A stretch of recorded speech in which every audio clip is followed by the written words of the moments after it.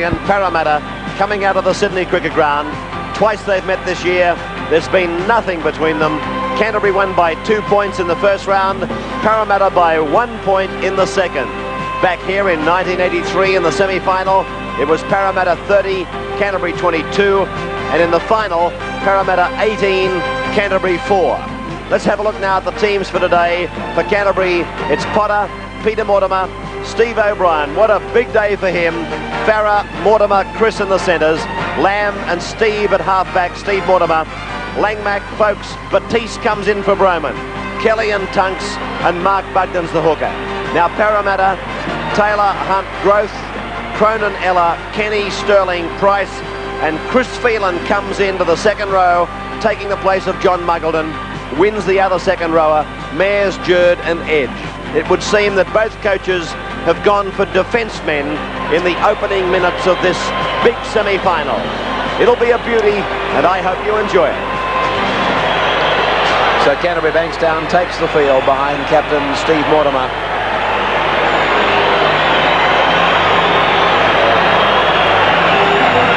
Fortnight since they've played, and a lot of people believe it's going to be against them. Terry Lamb, Michael Potter, Dally M Player of the Year. And here's Stephen Edge taking the Eels out.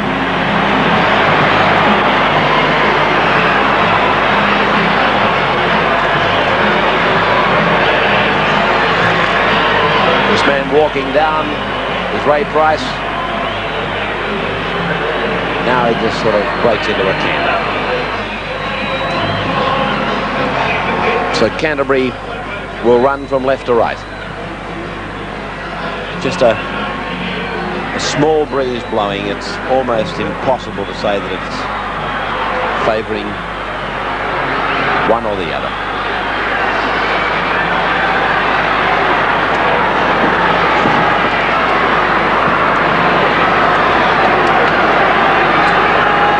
Ladies and gentlemen, here we go with the major semi-final. They've played twice this year, as I told you. Canterbury won the first encounter by 2, Parramatta the second by 1. The ball is played by Growth, and Edge goes away to the blind. 16 is Batiste. Big day for Paul Langmack. Peter Wynn hits it up on the blind. Kelly is the front row forward for Canterbury, playing in 11 as Sterling kicks to get it out of there. Potter comes racing around. Bounce beats him. Peter Mortimer's got the ball. Tackled by one of his workmates, actually, Steve Ella. They both work for the Rothmans people. Penalty to Canterbury. Parramatta inside the 5.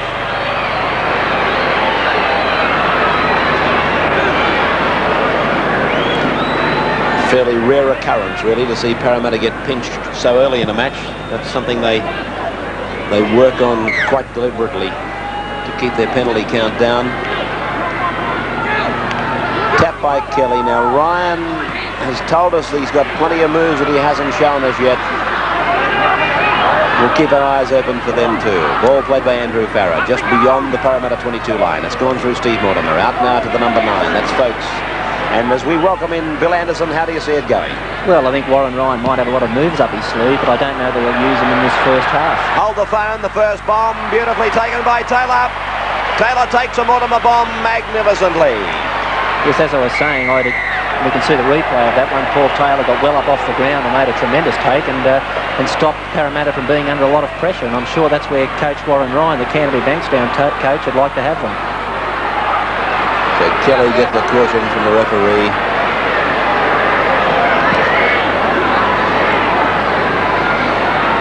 John Money, the coach of Parramatta, flanked there by a man called Ken Wilson, who did so well with Newtown and played with the Newtown side in the 81 grand final.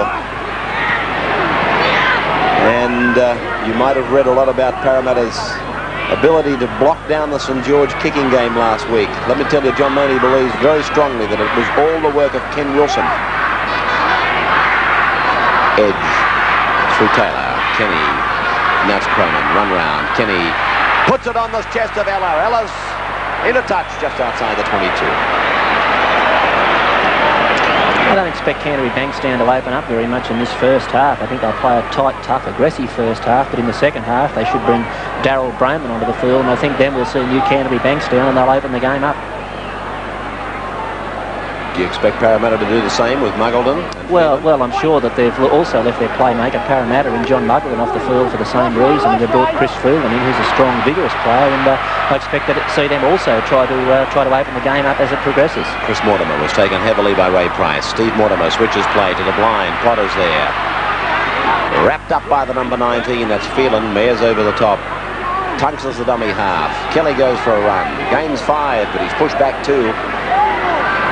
Price, jerk, Phelan. Driving in. Anxious for work in the early moments. Lamb turns it inside. Langmaid goes ahead. Puts it down. On the 22. Tunks comes up with it, but Mayers has got him together with Phelan. Played by Tunks now. Swept away for Batiste. 5 tackles gone for Canterbury. Watch for the bomb. Now they're going for a drop goal. These were the tactics they used in the first round. Terry Lamb has missed it.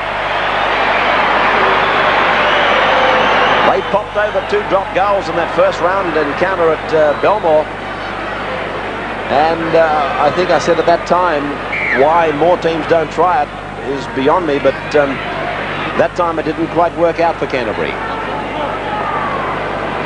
Pretty hard to go through a defence line when they're very fresh. So why not go over the top of them, particularly with a drop goal. Brings you a point. Price plays it. Phelan runs it. Bit of ground there made by Parramatta. Couple of dummy half runs. They've gained about 12 metres. They're up near the halfway. Through Sterling to Kenny. Kenny, short ball for Wynn. Wynn driven hard. Put down by Paul Langmack. Good tackle by the youngster. Batiste came over the top.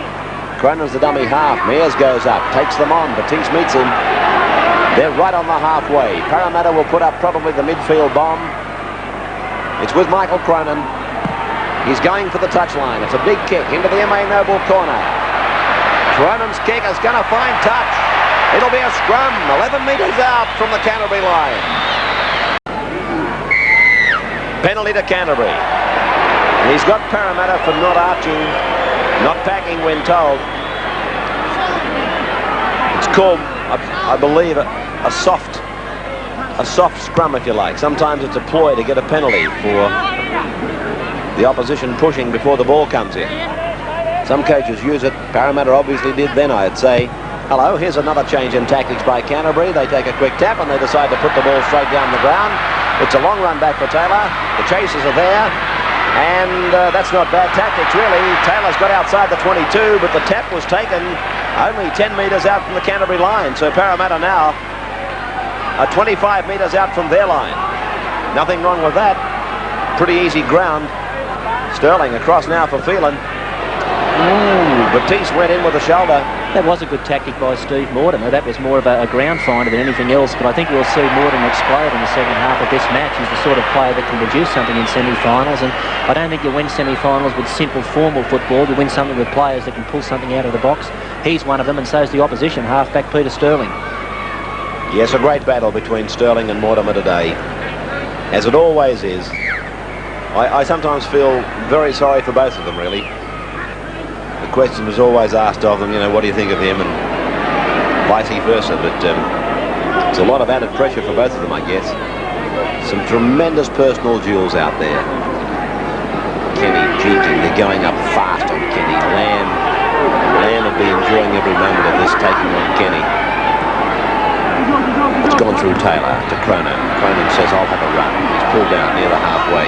Chris Mortimer tells us in the press this week that he knows how to contain Michael Cronin. Loves playing against him. I reckon there's about 24 other centres in Sydney would love to know what he's... They'll be looking for the tip. Yeah. Here's Sterling putting the kick in. And, that's come off the hand of Potter, but it's not gone into touch. He's got around edge. He comes to Taylor. The little axe puts him down. Now it's a run for the 5. And it's a penalty to Canterbury. Parramatta's been penalised for double marker. That was O'Brien, the number 5 for Canterbury. Big day for him, Bill. Yes, it is. He's a player that only came into the first grade side in the last couple of premiership rounds, but he's shown enough to the Canterbury-Bankstown coaching selectors for them to keep him. He's got the one quality that all coaches would like their wingers to have, and it's that raw, blistering speed. So Canterbury takes the tap. What have they got cooked up this time? Through Mortimer to Lamb, and then it's gone on to Farah. Farah held there by Price and by Kenny. And they go back to the open again, and Tunks tries to hit it up the middle. You'll find their major play will come on this or the next. Let's see what happens. Lamb. There goes the kick from Terry Lamb, and it's found touch. Oh, great kick by Lamb. Scrum will go down 5 metres out from the Parramatta line.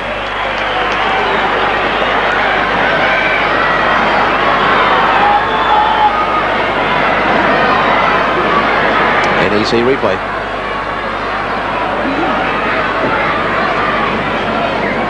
Very important scrum, this one. Oh, gee, that was a great scrum win by Stephen Edge. That went straight back through the tunnel like it was fired out of a cannon. Here's Hunt, hit by Batiste. Yes, Bill. Ray, this is a game of tremendous contrasts. On the one side, you've got Canterbury-Bankstown that are completely formalised. They're patterned, they're programmed for everything they're going to do. They play left and right defence, every play the ball in attack. They know where their players should be. And on the other hand, you've got Parramatta that are completely unformalised. Their players ad-lib everything in attack and defence and play simple, basic, disciplined football. Kick by Taylor, finds touch. Potter. If you notice closely, Potter said, I don't know whether I can stop that ball or not, so he left it alone. And that's the way to play it in 1984. He'll come up with the scrum feed and the loose now, Canterbury. Mortimer feeds it. Clean scrum. Whoa! Beautiful bust made by Canterbury. Farah flicked the balls around. Oh, Price has cleaned up the scraps. Price has come up with the ball. They'll stretch it Parramatta pretty quickly. You watch Peter Winnie. I want to play the ball very quickly now. Hunt. Phelan hits it up for one. Batiste low. Langmack high. Edge dummy half. Goes for a scamper. Stephen Edge makes 5. Referee says 4 tackles gone. Taylor is the dummy half. Across for Sterling. Now for Kenny. Kenny is gone through. He's got support. Oh! Groth's got the ball now. And Groth is beautifully taken by O'Brien. I thought they were home, Parramatta. Sterling. Up goes the bomb. Canterbury milling around, giving cover. Neil Hunt's in there. It's a try. That's a try for Ray Price. Came off Hunt. Back to Price. And Parramatta have scored first.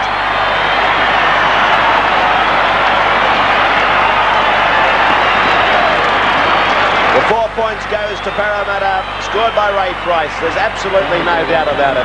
Look at Price, he's well behind the kicker. Neil Hunt, he was first man to the ball. It came back and very much onside was a Ray Price. And Parramatta grabs first points, Billy Anderson. Well, the split to put Parramatta in this position was made by Brett Kenny. From the next play, the ball, Peter Sterling put the bomb up, but Peter Mortimer knocked the ball in the wrong direction. He tried to push it dead in goal. Instead of that, it went back into the in-goal area, and Canterbury have come up with a try. You reckon Peter Mortimer touched the bill or Neil Hunt? Well, I thought he got a handle it, Mortimer. Well, Ray Price has picked up the 4 points, and it's been converted by Michael Cronin. Parramatta 6, Canterbury no score. Plays just outside the Parramatta 22. 6-0 in favour of the Eels. Bugden. Kelly's the dummy half. A decoy to the blind. He goes the open himself. He gets a pass away to Folks. It's gone to Tunks. Tunks drives for the hole. Finds the ball going back to Folks. And then it goes to Langmack. Back to Folks. There's got to be a gap there shortly. They hit that hole behind the play the ball 3 times. Here's Batiste now. Canterbury at 10 metres out. 4 tackles gone. Steve Mortimer cuts out 1. Finds Langmack. Turns it inside. Terry Lamb gets a pass away. That's a try. That's a try to Michael Potter. Referee Greg McCallum gives it. Michael Potter scoring for the Canterbury-Bankstown side.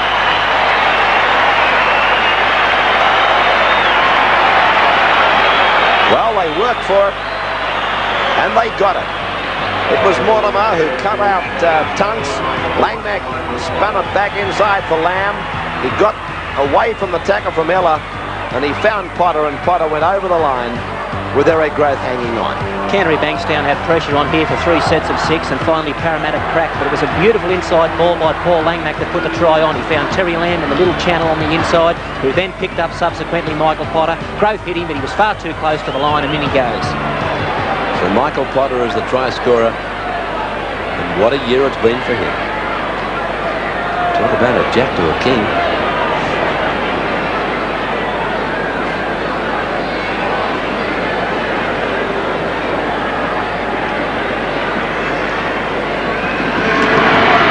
Kick by Chris Mortimer.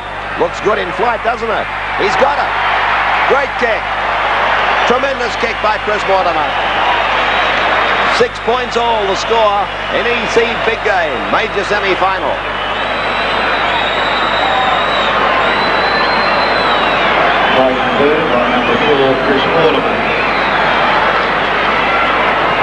Canterbury is getting ready to go on for Parramatta.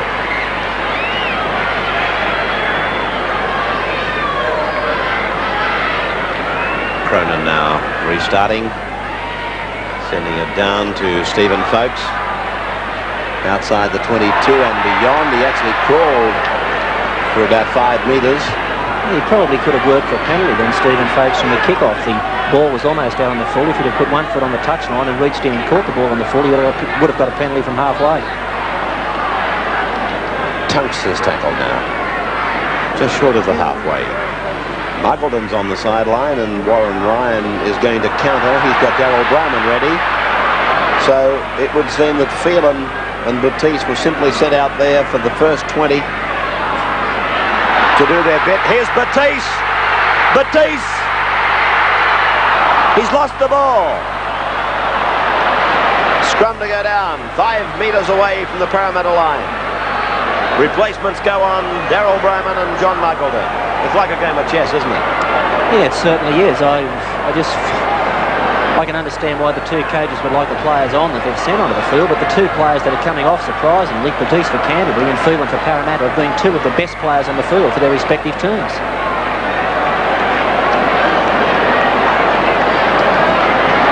So Ryan led with the ace, and Money trumped him with the left bower. Parramatta number 9, John Muggleton. It's like a game of euchre. I suppose it means everyone will say that the winning coach made the right decision and the losing coach made the wrong one. Yeah, that's right. There's plenty of match play going on back in the stands. The real action's out here, though, as Stan the Man takes it up.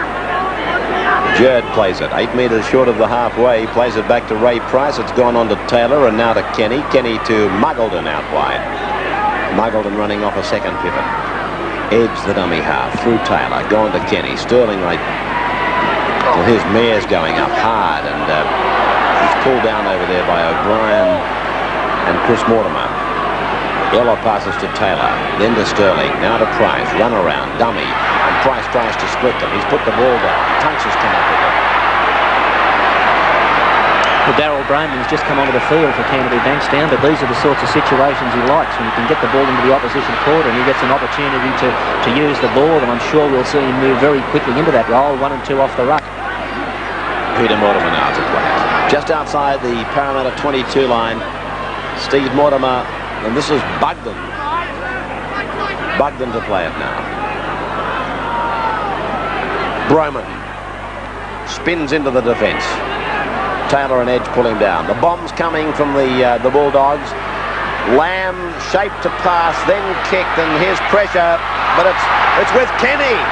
I'll tell you what, I want to be very fast to catch him, but Mortimer's there. Mortimer's across in cover, and Kenny's coughed the ball up. But it's a penalty to Parramatta. And that shows you the importance of a chase with your kick. Canterbury-Bankstown put up the chase, and they had a couple of chases directly on the ball, but they had no one back in defence in a second wave. And Kenny set his sights on the try line. Away he went. It was only the speed of Steve Mortimer from behind that was only able to pull him down. So Parramatta taking the tap, and Growth is going to take it Peter Wynn's going to go for a run. Beats me why Gross doesn't take those himself, you know. I'm sure the opposition are glad that he doesn't. I can't work it out. I really can't why a bloke like Gross wouldn't go in there and take a run like that instead of a forward having to do it all the time. Out through Taylor to Cronin. He dummies back to Taylor. He looks to make the split, Michael Cronin, but gee, they've been sweating on him. They're not going to let Cronin move, are No, they're not. They're using a good system of defence against him. The first man goes in low, and the second man over the top is attacking the ball, which means that Cronin really has got to lock up to protect it rather than try to offload. Played by Mears. Ella to Sterling. Sterling to Price. Price, short ball for Cronin, but everywhere Cronin goes.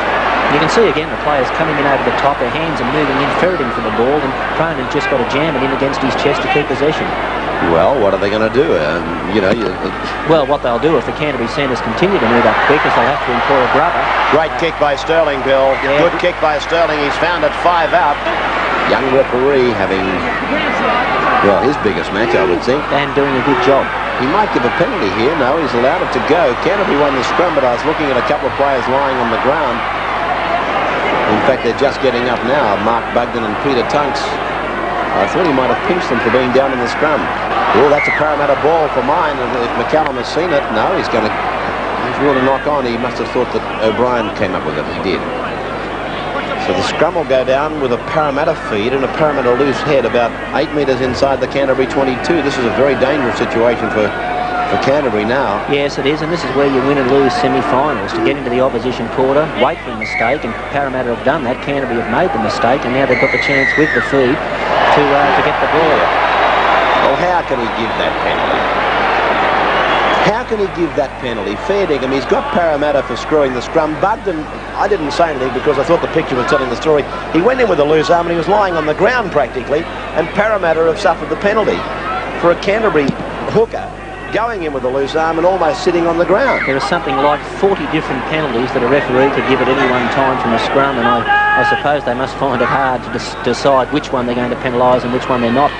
Oh, well, let the viewers tell the story, because the pictures were on the screen. I didn't even say anything. It's pretty obvious what was going on.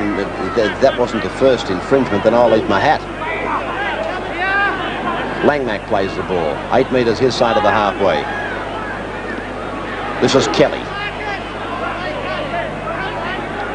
Tunks is getting some strapping put on, wrapped around his boot there. Kick and general play looks good from here. Oh, yeah. It's Fettingham taken a divot and gone back infield. Hunt goes across the ground. He gets away from one. He's chased by Chris Mortimer. And Neil Hunt is tackled about 7 metres inside the 22. Played back to Taylor. Spun off to Sterling. Now with Ella. Ella! He's into an opening. Away from another. He's outside the 32-metre line. Penalty to Canterbury.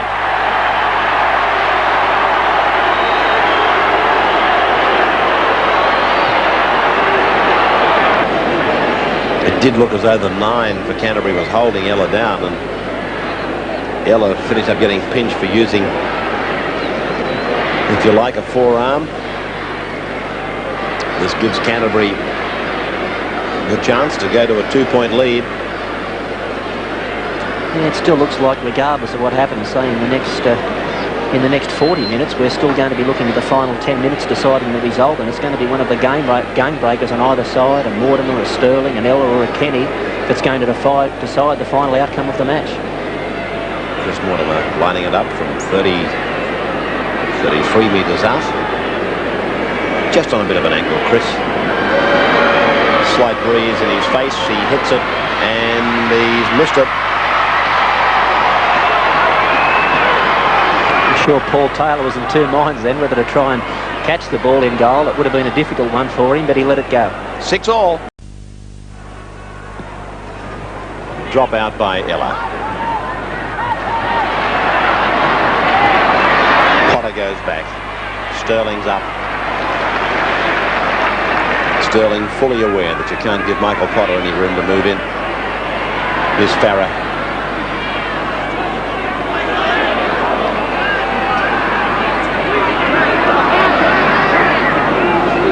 Tunks.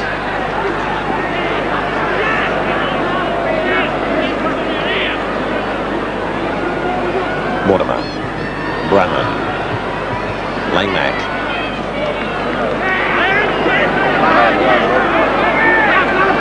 Mortimer. Chip over the top. He's leading the race, Mortimer.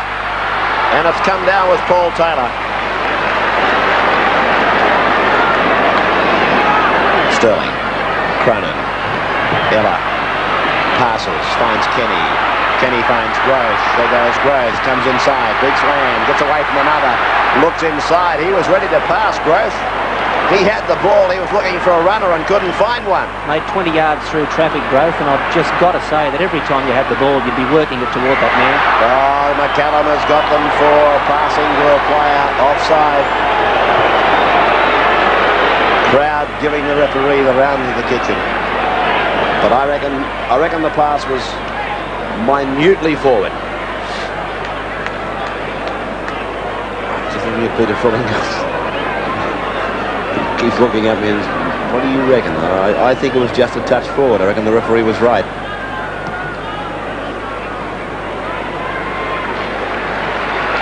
Finds the line on the 22-meter line. Tap to be taken by Mark Bugden. Blindside decoy. Tunks runs. Mears slams him over the top. Edge is down below. Edge made a mammoth 42 tackles last Sunday. Canterbury-Bankstown just working play into the area where Darryl Brown will be looking to pick up someone with a short ball. Yeah, I was going to say, Oh, here's Potter. O'Brien, tackled by Jerd. Plays only 5 metres out from the line. Mortimer, Bugden, nearly lost it. That's jinked the attack. Bugden has got himself trapped outside the first pivot a couple of times. Lamb. Grubber kick, came off the legs of Peter Sterling, or the hip, the referee says. No knock on and play on. Again, the referee gets a bit of a raspberry from the crowd, but he's right, you know. You can abuse the ref as much as you like, but he's right that time, for sure. Peter Wynn. 8 metres out from the Parramatta 22. Cronin looking around for runners. Mears is there. Handoff to Taylor. There's ground to be gained, and Taylor is pulled down by Bugden. It's that last 20 minutes that's got me worried with Canterbury. I just have that feeling. Oh, here's Cronin and Kenny doing some nice work, and Hunt was able to go down the flank. Things don't look good in the back play. Ray Price is receiving attention from the strapper Graham Richards from Parramatta, and I'm sure that he's a player that Parramatta supporters, players and their coach John Mooney's just got to keep on the field for the full 80 minutes if they're to win this one. Well, if he has to come off, you know who they'll bring on, don't you? M. Patterson. Yeah, I'm sure he'd handle lock forward fairly well. I reckon he's a better lock than he is a 5'8". Kelly to play the ball now. 12 metres into Parramatta's territory, and Broman gets rid of Muggleton, hands it off to Bugden. Bugden to Mortimer. Mortimer tries to find the hole, but he's tackled there by Peter Wynn, and I'll tell you what, I don't know what his tackle count is, but Peter Wynn already has made a heap of tackles. Here's Tunks crossing the 22, and Canterbury are now able to run the ball to the Parramatta defensive line. It's not as though the defensive line is coming up to meet the attack. Kelly puts up the kick, and it's a try for Shaw and for certain. It's a try for Canterbury, scored by Chris Mortimer. Eric Groth lost it completely, and Chris Mortimer has scored for Canterbury to lead by 10 points to 6. Let's check the line across the ground. It was spun back, and up went the kick.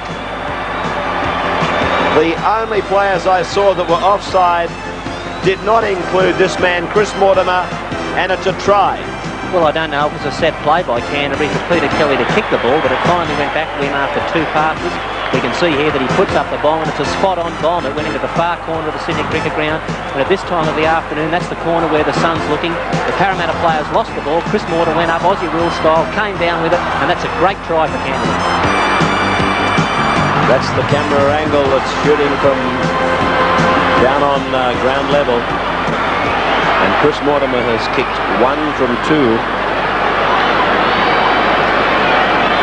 Warren Ryan would be happy. That's Malcolm Cliff sitting on his immediate left. Peter Moore, the secretary, 2 away from him. Malcolm Clift, now a selector, former Canterbury coach. And Chris Mortimer has raised the flag, so Canterbury-Bankstown are leading Parramatta by 12 points to 6. 2 minutes out from the halftime break. Cronin with the restart. Taken by Folkes. And Folkes is tackled about 32 metres out from the Canterbury line. This is Daryl Broman. Both he and Chris Phelan were replaced at the 20-minute mark. Or should I say Daryl Broman and John Muggleton came on at the 20-minute mark, replacing Chris Phelan and Brian Batiste.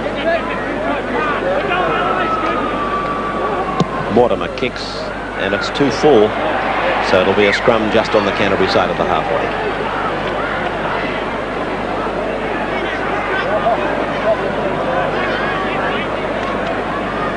Sterling feeds. Parramatta wins the scrum. Sterling taken by Mortimer. This is Taylor. And Taylor's almost broken through.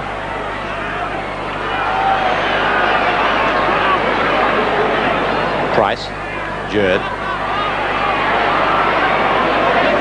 About 35 metres out now and inside. 50 seconds to go.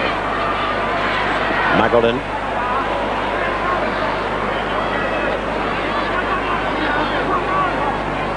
Win. Mears. 5 tackles gone.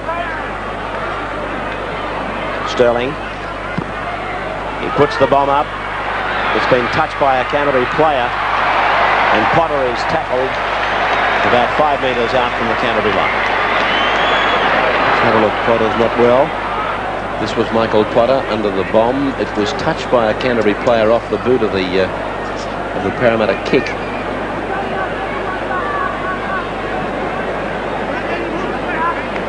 Third grade is St George 20-6 over Parramatta, and second grade to Balmain 12-8 over Illawarra. And this siren is about to sound here to bring down the curtain on the first 40. Crowd starts to count it out. Kelly is tackled. Referee acknowledges the siren, and that's the end of it. The end of the first half, with Canterbury scoring 2 tries to Parramatta's 1 and leading at the break by 12 points to 6. Welcome back to the second half of the NEC big game, with Canterbury leading 12-6 at the break. And this was the first try. It came from the bomb, scored by Parramatta's lock forward Ray Price. Neil Hunt went up with Peter Mortimer. The ball came back, and it was a fair try given to Ray Price for the Eels to lead ultimately by 6-0. Then at the 20th minute, Steve Mortimer gave it to Paul Langmack. He turned it back inside, found Terry Lamb. Lamb was able to get away from the tackle of Steve Ella before giving it to Michael Potter, and Potter was in to score the first of Canterbury's tries, and they came back to level up at 6-all. And then at the 36th minute, it's a bomb again from Canterbury that sees a try go to Chris Mortimer. Mortimer contested the leap with Eric Groth. He came out well on top of it, and Canterbury-Bankstown are leading 12-6 as we come back to you.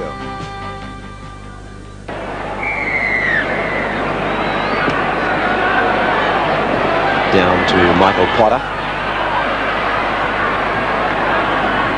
Tackle by Mears. Bramman. Outside the 22. Kelly. Mortimer's over the halfway. Gross going back for it. He'll cover it up. No, he's lost it. Canterbury might score. Referee says play on. Parramatta will come back with a line dropout. We've seen Mortimer be successful. That sort of a ploy before where he chips over the top, but for mine he should have turned the ball back inside the Folkes and then backed him up once again. But I suppose had Canterbury-Bankstown come up with a try, then it would have been the greatest move of all time. Drop kick by Ella. It's a big one, straight down to Andrew Farrer. Met by Muggleton and Wynn. Open side run for Kelly.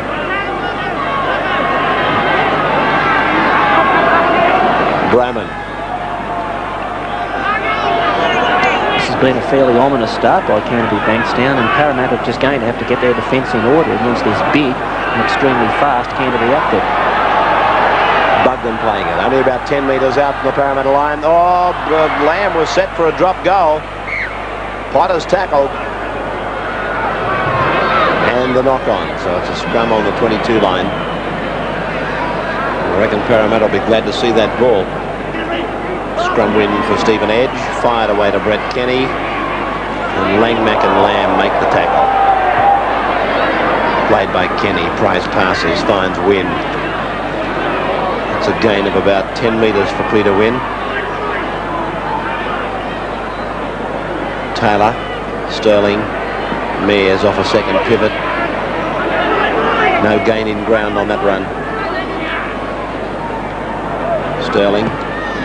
His kick is pursued by Potter, and Potter takes it back now. Sterling coming downfield, putting all his teammates on side, and Potter plays it just on his side of the halfway. This is Kelly. Kelly upended, and this will be a penalty. Wynn's got a kick in the face. It will be against Kelly.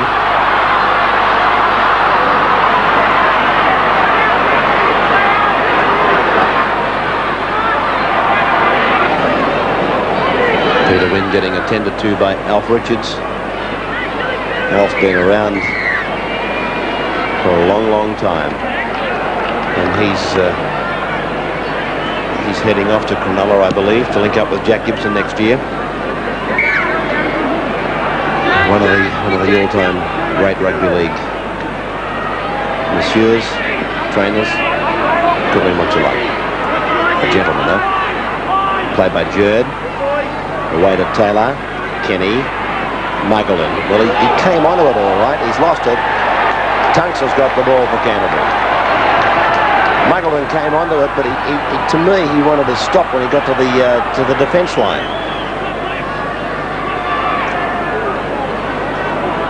Played by Farah. Blindside for Langmack. Hit by Price and Kenny.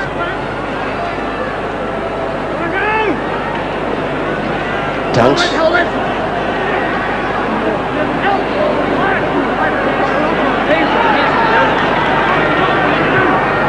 Mortimer. Langmack. 5 gone for Canterbury, so Steve Mortimer or Terry Lamb. That was Darryl Brahman actually calling for it. It's a neat little kick through. Mortimer goes through fast, but Neil Hunt covers it up. It looks to me, just in this opening 5 minutes of the second half, Steve Mortimer goes with Darryl Brahman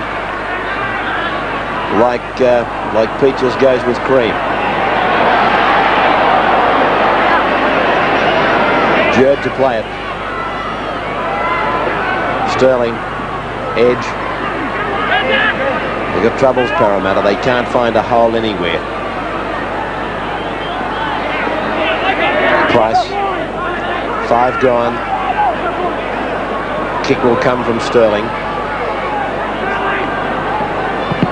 And it came off the legs of Peter Tunks, and it's gone into touch, and Parramatta let it go into touch. So it'll be a scrum about 34 metres out. With Parramatta defeated.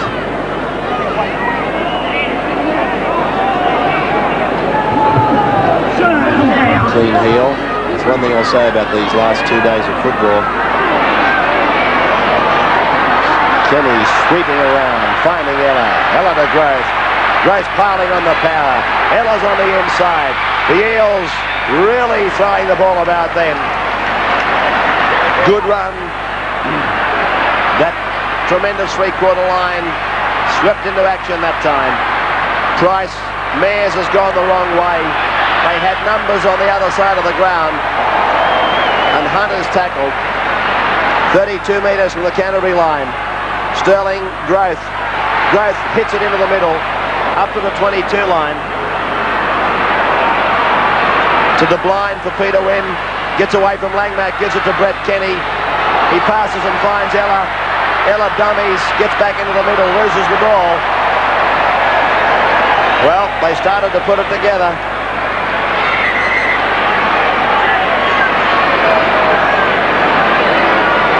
And Steve Mortimer is hurt for Canterbury.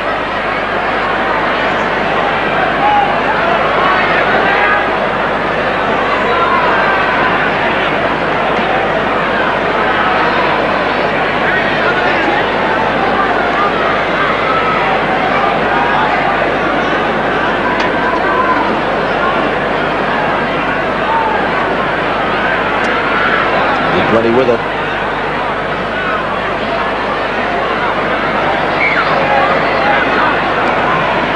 Kelly. Shadows getting across the cricket ground. Potter, Peter Mortimer. Taken from him by Kenny, a race for the ball. Parramatta's got it, 20 metres out from the Canterbury line. They'll stretch it, Muggleton. Well, I thought they'd stretch it. That's normally their caper when they get the ball from broken play. Here's Price burrowing through. And this is play on. If Kenny can handle, he can. That's Neil Hunt. They've got 6 more. Gee, he's got great hands, Kenny. I'd love to show you that again in stop frame, but we really haven't got the time because Parramatta are throwing everything bar their false teeth at Canterbury at the moment. Cronin pops it. It's gone backwards. Canterbury's got it. Penalty to Parramatta. Well, he's ruled that Canterbury were offside. He's obviously ruled that the ball was knocked out of the Parramatta player's grasp by a Canterbury player and then gone to a Canterbury player who was offside. That's the only ruling I can come up with. It's Cronin clocks the easiest of goals. And it is 12 points to 8 in favour of Canterbury. Here's a very big push by Parramatta. I think they're going to win it. They have. They've won a scrum against the feed. Neil Hunt spreads the ball to Brett Kenny. Terry Lamb goes up on his opposite number. But Canterbury now have got to hold Parramatta for 5 tackles. As Kenny gets up, there was no marker. He opted not to play it ahead. Hunt tries to step, but he's hit and tackled. Second tackle for Parramatta. They're 18 metres out. Ray Price goes ahead. He's 12 metres out. Third tackle gone for the Eels. Played by Price, passed by Taylor, passed by Sterling, given to Kenny. Kenny dummies inside, and Grove heads for the corner. They won't stop the big man. Oh, yes, they have. He's taken the corner post. Well, they certainly didn't stop him, but the corner post did. Well, it was a good effort by Steve Mortimer. He came across and bustled Growth into the corner post. It looked like a try for your life. It wasn't to be the case. We can see Mortimer came from directly behind played the ball and launched himself at Growth, and Growth just touched the corner post before getting the ball down. Yeah, good ruling by that touch judge. But oh gee, that was very close to 12 points all. Yeah, Canterbury aren't in any hurry to get play restarted either. Crowd are booing Canterbury for their lack of enthusiasm to get out there and take the tap. But they're in front. As far as they're concerned, they can play it slow. They got the numbers out here, Canterbury, or they did. Parramatta shuffled across pretty quick. Dummy half Potter. Kelly goes up, runs into Mares, gets a pass off. No man's land. And it's a Parramatta ball. If McCallum sees it the way I do, he's ruled a knock-on.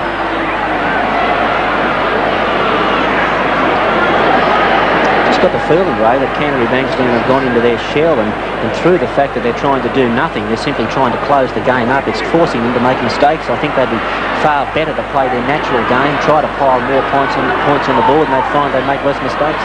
Here's Taylor going to the blind side, taken by Tunks and Bugden. They're just outside the Canterbury 22 line. Just over 30,000 at the cricket ground today, apparently.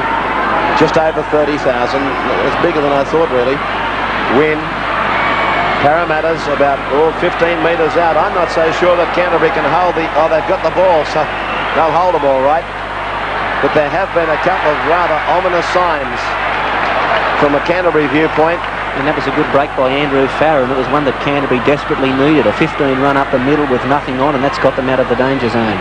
Yes, out of the danger zone. I'm just looking at the clock. There's 24 minutes to go in the match, and as I said to you earlier, it's that last 20 minutes that I think might problem Canterbury. They may well smack me in the face, but as I said here, they had an easy win over West. It was almost an exhibition gallop. Then they played Canberra. That was nothing more than that. And then they had the bye. Okay, they might be fit, but I just think they're lacking. They could be lacking in a really hard game of rugby league. And this last 20 will tell. And well, they're getting plenty of these stalling tactics indicate to me that I might be right. Well, it may well be they can introduce stalling tactics today, but if they do win today's game, if they continue this, they're going to go into the grand final in 2 weeks' time very underdone. Steve Edge getting some attention. Graham Richards, the trainer there. Well, we're back on the halfway line, and Canterbury goes ahead as Price puts Kelly on the deck, and that's 5 tackles gone for the Bulldogs. And here comes Mortimer putting in the kick, and there's not much pressure there for anybody. Taylor's got all the time in the world, and he comes outside the 22, and the dummy half will be Edge. Kenny standing on the blind, but now he's folded to the open. Sterling across to Price, and Price is just outside the 22 line. Back slam by the Canterbury defence. This is Hunt, now Sterling, and this is Mears. Paul Mears gets a pass to Edge, and Edge goes into a gap, and he goes down to Mortimer. Good run by Edge. Meantime, Langmack and Mears have their own personal dispute, but that's quickly extinguished. And Stan Jurd is tackled now. 10 metres the Parramatta side of halfway. Muggleton, Grove, here he goes. The big fellow has tiptoed inside. He's got the pass to Wynn. He's looking for Peter Sterling. Peter Wynn backing up all day long. Always there. Great run by Grove. How he stayed in touch, I'll never know. Here's Price, gets a pass to Muggleton. Muggleton passes. It's with Stephen Edge. It's with Peter Sterling. He grabber kicks ahead, and it's in touch in goal. Oh, Sterling should never have kicked that ball. A one-on-one situation, 2 metres out from the line. You just give the ball to Grove and let him take his opposite on and crash over him and score a try. Should never have put his foot to it.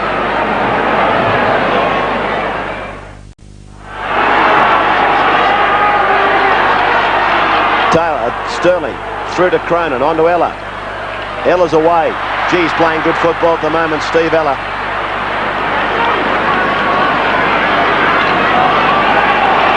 Here's Sterling. A very worried look on his face. Grove had to stop and go back for it. But did you see him? He worked away from his sideline. He knew he couldn't do anything, so he worked away from his sideline. Edge nearly lost it. Lease makes the tackle. 5 gone. Sterling will kick. Here he is. Sterling's kick bounces over Potter. Oh, it's a good kick by Sterling. Michael Potter, I don't think, got a touch to it. Now the touch judge has gone on. 12-8 the score.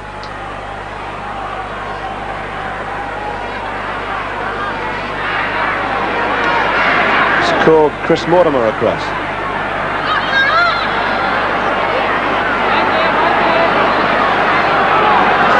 Chris walked up with a very guilty look on his face. He said, "I know what you want. I plead guilty, Your Worship." And now he's sent back to the bleachers. Mortimer to feed. Edge has won a scrum. Oh, well, Mortimer's offside. He never retired at any stage. And there's a punch-up. Mears and Bugden. And poor old Stephen Edge was in there trying to act as the peacemaker, and he copped one on the jaw himself.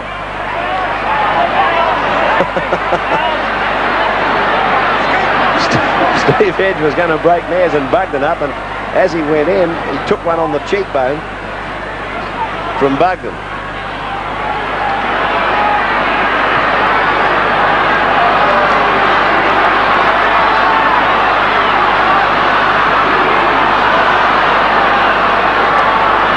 gentleman with the flag, he reckons he saw it better than anybody else.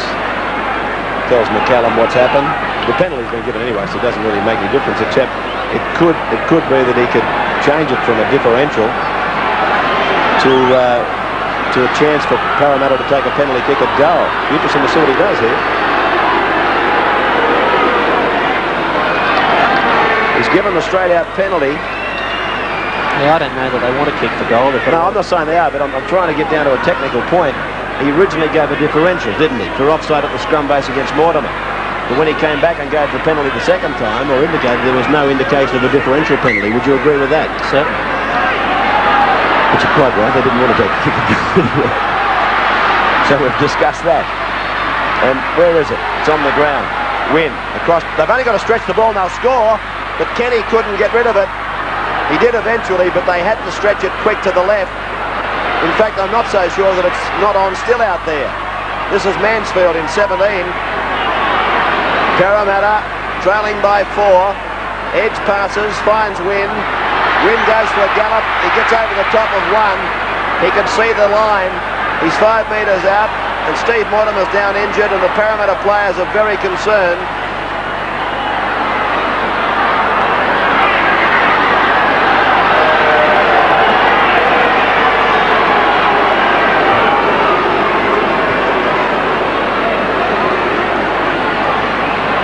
Let's have a look at it. He went for a tackle on Peter Wynn, as far as I know. This was him trying to make the call. He got a knee in the face. Yeah, his technique was bad in that tackle. He got his head in front instead of behind, and they're the consequences. For anybody booing Canterbury for go-slow tactics here, if they see that replay later on, they're going to say, gee, I wish I hadn't have done that, because there it is, whooshka. He got his head in front of Peter Wynn's knee, and Peter was travelling at a bit of pace. Well, this is not just bad luck, it's a tragedy for Canterbury if Steve Mortimer is out for any great length of time. I'd say he's very badly concussed, Steve. So a penalty goes to Parramatta for feet across in the scrum. And I just get the feeling with 12 minutes of time to go, the Eels are going to snatch this one out of the fire. You know, Canterbury's played this second half as though they're waiting for something to happen. It's the only way I know to describe it. Sterling puts the... Oh! Sterling was a metre from the line. Taylor passes and finds Mansfield. Mansfield is to the line. Can he get it down? No, he can't. He doesn't want to get held up over the line, that's for sure. That'd be the worst thing he could do. Right, Mansfield will play it to Edge. He does that, and Taylor, he couldn't get it down. Edge again is the dummy half. Canterbury's defence stretched to the outer limits. Yeah, and the stretch is onto the left-hand side for Parramatta. They've got 3 or 4 players outside the goal posts. Canterbury have got 1 in defence. 4 tackles gone. Sterling throws a giant dummy, finds Mansfield out wide. Mansfield is tackled in front of the uprights. 5 gone. The stretch to the left is coming. No, Mears is going to bomb it. There's trouble for Canterbury. Up they go. It'll be a try for the Blue and Golds. If they get a touch, they can't. Penalty to Canterbury. Penalty to Canterbury for obstruction. Obstruction on a Canterbury player.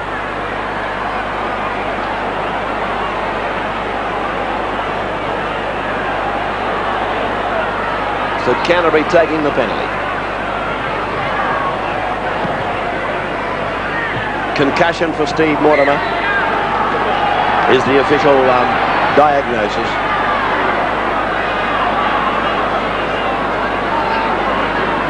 Kelly.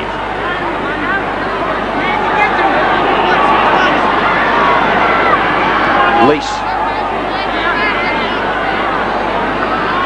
12 points to 8 in favour of the Bulldogs.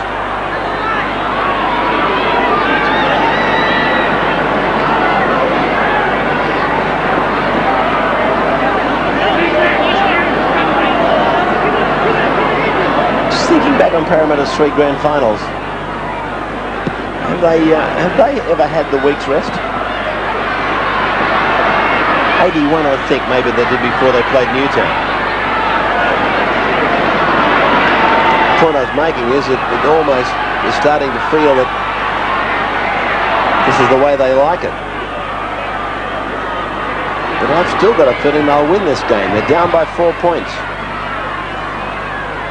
Here's Ella. Tackled by Peter Mortimer. 9 minutes to go. Mears gets a hand off to Edge. 4 tackles gone for the blue and golds. Sterling. Muggleton. Cronin.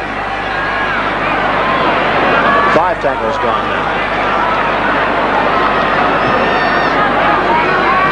The Canterbury players clutching at his shoulder is Hagan. Big kick by the Eels, sending Peter Mortimer back. He comes to Neil Hunt, and he's beaten Hunt and beaten him easily. Across goes Mansfield in the 17 jumper.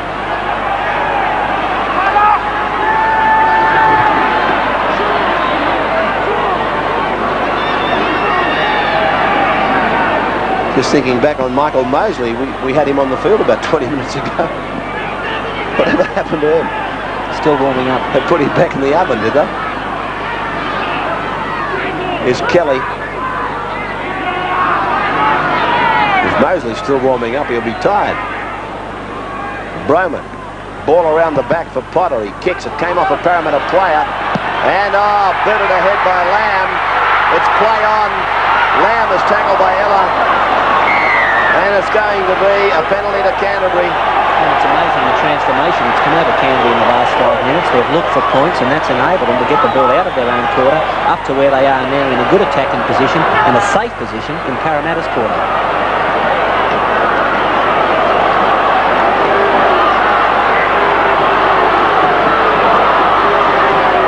So Farrow's down injured now.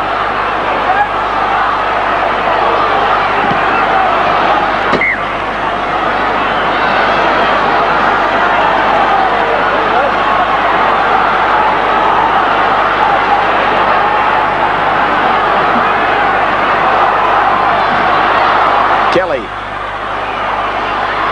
18 is Hagan.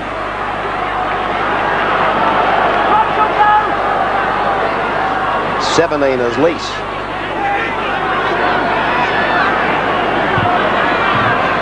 Bugden. Langmack. Inside for Lamb. He's only about 9 metres out from the line. Broman. 4 metres from the line. Folks will score. Folks have scored for Canterbury. The Eels absolutely falling apart there. Canterbury simply but methodically worked it up to the line. And Folks has scored for them. So that has set the seal on this major semi-final. Well, that was all so easy, but look at the job done by Darryl Broman on the Parramatta marker. Taylor tried to get out there to effect a tackle on Folks, and he just wasn't able to. So what are you saying? I'm saying it was a very good tactic by Canterbury-Bankstown. They shut the marker out and came up with a try. Folks scores for Canterbury. 16-8. That's the ball game. Parramatta, a dejected football team at the moment.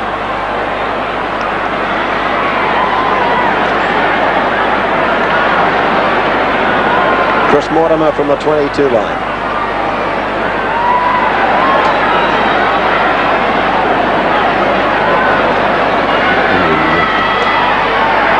There's the kick. He's missed it.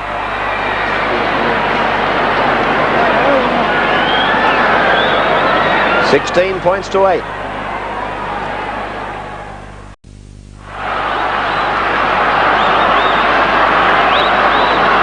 Parramatta are going to try to get the ball back. It'll be a short chip kick-off from Cronin. And they've come up with the ball. That's Price with it.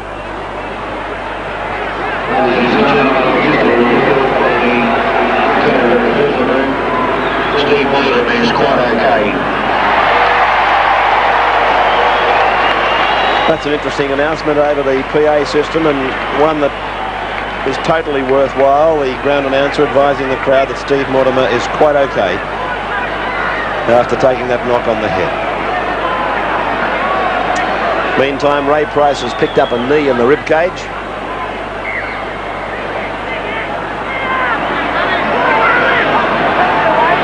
Edge to play it. Oh, gee. Sterling was looking for Hunt to come around him. He came around him all right. He knocked the ball out of his hands.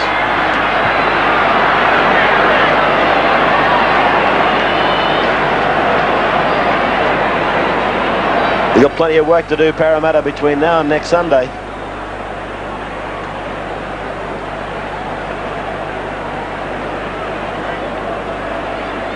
Another Canterbury player injured as the crowd starts to file from the cricket ground.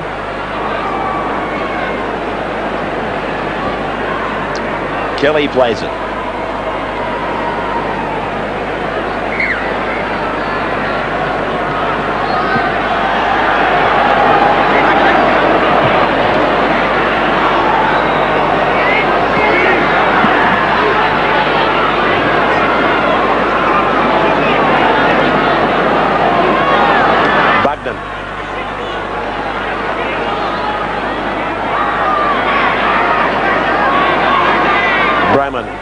Good player, folks.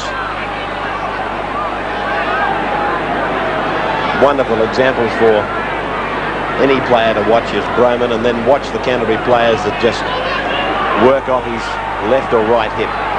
Just follow the big man up and he'll get you a ball. Oh, Taylor. That was Peter Sterling. Sterling was, yeah, you're right, Bill Sterling. He almost lost that.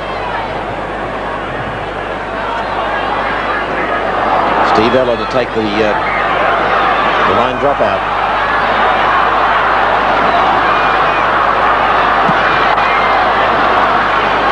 Gee, that's a good drop kick by Ella. It went 55 metres. But Potter brings it back. This is O'Brien. I might be wrong, but I don't know that O'Brien's actually had the ball in his hands. Well, he hasn't seen a lot of action in this second half simply because Canterbury have slowed the play down and they've taken it up the middle. But the times he has touched the ball, he showed us that he's an exciting young prospect.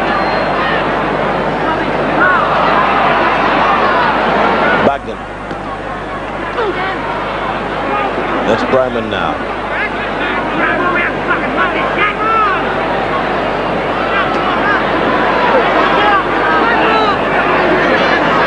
Bill. Don't make it a hard one. It's not a hard one. What I'm worried about is it might be a stupid one. When you watch a player with the gifts that Michael Cronin's got with the ball, there's a bomb from Lamb. Let's stay with it. Growth under it. Ooh, pretty chancy take by Eric, but he's managed to take this one to bed with him, so it'll be a line dropout. When you've got a bloke like Cronin who's been so heavily marked by Canterbury today, would there be anything wrong with moving him in one spot to 5/8 and pushing Kenny back out to the centres? Just to give him more time to get No, but I tend to think that if Cronin's being marked heavily, it probably means that there are holes somewhere else. The players are giving more attention to him than the other runners, and I think that what they should have done was the other Parramatta players in the back line should have looked more for holes on their own rather than trying to work off Cronin because he just wasn't finding them. Gillespie goes on for Langmack and the Canterbury side. Yeah, I take your point. All I was trying to say was, to me, it's easier to spot a bloke out wider, like in the centres, than it would be to say to him down a 5/8. Here's Kenny giving it to Growth, and look at the big man fly. He's away from one, and the touch judges reckon now that he's put a foot in the toast. He's an exciting player. Let's see if he did go into touch this time. Last time we reckon he did. There's nothing in it, is there? I think those little breaks that he makes down the sideline that he has made in the second half just indicate that Sterling did do the wrong thing in not giving him the ball when he was so close to the try line. Penalty to Canterbury. Here's the time countdown from the crowd. The major semi-final is over. We are simply going to go through the red tape. McCallum says that'll do. The end of the major semi-final. sees Canterbury win by 16 points to 8. Potter, Chris Mortimer and Steve Folkes scoring their tries. Chris Mortimer kicking 2 goals. And for Parramatta, Ray Price a try and Michael Cronin 2 goals. So Parramatta will now play St George next Sunday in the final. Canterbury goes straight to the grand final to meet the winner of that match. We'll be in the dressing rooms with Bill Anderson in just a minute. Amongst a host of good players today from the Sydney Cricket Ground, today's NEC and Electronic Sales and Rentals man of the match was the Canterbury-Bankstown halfback Steve Mortimer. Warren, as the Canterbury coach, you must have been particularly happy with Steve's defence. Yeah, it's a bit unfortunate Steve can't be out here to do the interview. I'd much prefer him to do it, seeing he won the award, but he's getting a bit of treatment in there. He's in the bath at the moment. So what was the question again? You must have been happy with his defence. Yeah, I was. That was a particularly good effort when he stopped the try in the corner. Well, a couple of times where I thought that he didn't get across back, actually, but what he did do, he did very, very well. And Warren Ryan will be taking a cheque for $500, courtesy of NEC and Electronic Sales and Rentals, to Steve Mortimer. Chris, a goal kicker's a pretty important man here at the Sydney Cricket Ground, and you've been given the job. Are you a reluctant goal kicker? Mate, I enjoy it. I got thrown the ball there a few weeks ago, and I'm enjoying it, as I said before. Are you practising? I knew you'd ask me that. No, mate, I'm not practising. I feel that if I went down and started practising, I'd probably end up missing a few. I am missing a few, but the ones I'm getting, I'm enjoying. Well, it's been a long time coming, Darryl, but you finally made it. You played on the Sydney Cricket Ground. Yeah, it's great. A great feeling. It's it's everything everyone said it is. It's a great oval. For you to come on, it meant that Brian Batiste had to leave the field. He was playing pretty well at that time. Were you surprised you came on so early? Not really. I'd hoped to get on about that time of the game. Brian was playing well, and just happened to be probably a little bit unlucky that he was the fella to go off. Parramatta have now got to go through a final in order to make the grand final, John. There's a touch of deja vu about that.